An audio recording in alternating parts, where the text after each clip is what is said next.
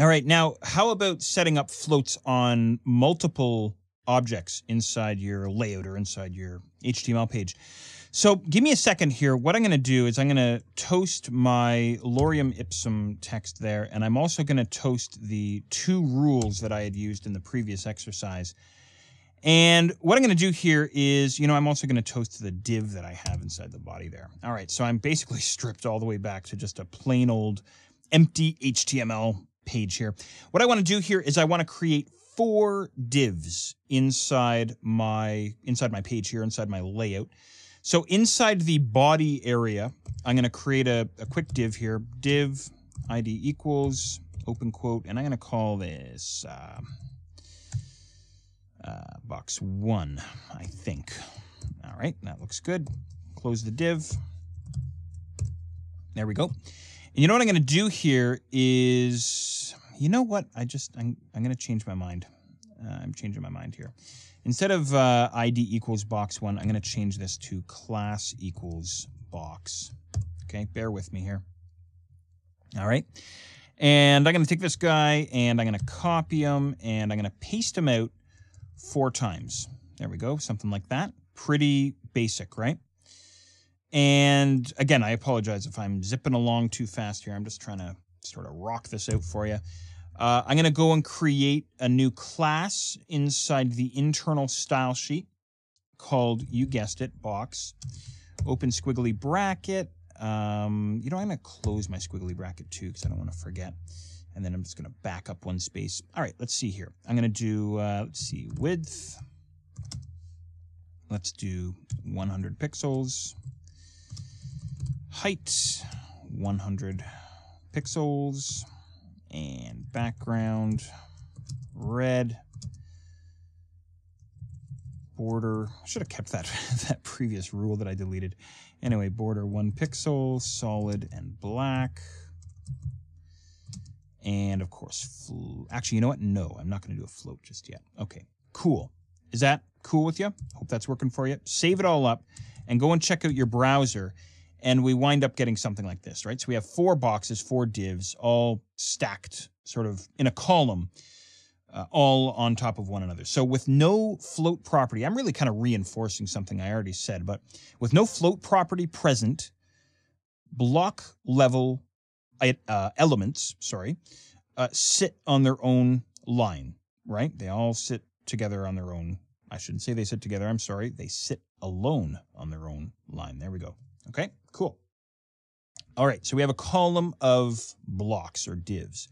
As soon as I introduce the float property, so I'm now back inside the box class rule inside my HTML page. I'm going to try and spell float, full colon space, and I'm going to say left. All right, oops, followed by a semicolon. Okay, save this up. Flip over to the browser and refresh, and we now get a row of divs. So I just want to back up because if you're not that comfortable with CSS just yet, I don't know where you are sort of in your comfort level with CSS and code and floats and all that junk. Here's the deal, is the box class rule is controlling all 4 divs, right? Are you with me on that? So all 4 divs are under the control of this class rule, hence why they are all exactly the same width, the same height, the same background color, the same border, and now the same float. So with the float left property applied, they all appear beside one another. They all kind of jumble up beside one another on the same row because this guy's floating to the left, so then this guy has to move up beside him. But then this guy's floating to the left, so the guy below him has to move up beside him.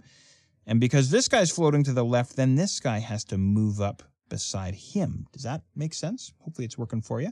And of course, the same is going to hold true if I change the float left to float right.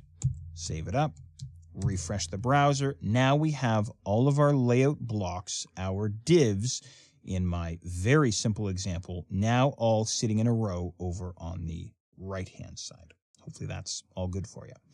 Now, what happens if you have a situation where there isn't enough room to display all of the the layout elements, in this case our div blocks or our div containers, what happens if there isn't enough room to show them all on one line? Well, give me a second to set that up. What I'm going to do is I'm going to float everything back over to the left like we had earlier, and I'm going to go and add on more divs into my layout. So I'm just going to do something like this, just double the number of divs that I have, and I'll refresh here. Now we have this mega row of divs here. And just so we can see things a little bit more clearly, what I'm going to do is I'm going to throw on some margin. You know that margin is the space on the outside of an object, right? Specifically, what I'm going to say is margin right. Margin right 5 pixels. So what I want is my divs, so this guy here, for example, to have 5 pixels of space on his right side, and this guy here to have 5 pixels of space on his right side, and so on all the way down, right? Okay. Now, if there isn't enough horizontal room for the floating divs or the floating elements to display, then what's going to happen is they're going to move down to the next available line. So the only way really that I can show you how this is going to work is if I take my browser window and collapse his width like this. So this is what's going to happen here. So in other words, if I had a smaller div sort of containing all of my red blocks, my red divs, and that was a part of my layout, this is what we'd wind up getting. Almost reminds me of like an image gallery or something. Nudge, nudge, wink, wink. I'll show you that in a little while. But that's what's going to happen. So in other words, the divs are simply going to fall down to the next available line of space inside our layout. That's the deal there. So there you go. That's, again, it's quick and it's down and dirty. That was sort of the intention behind this tutorial that I'm putting together here for you.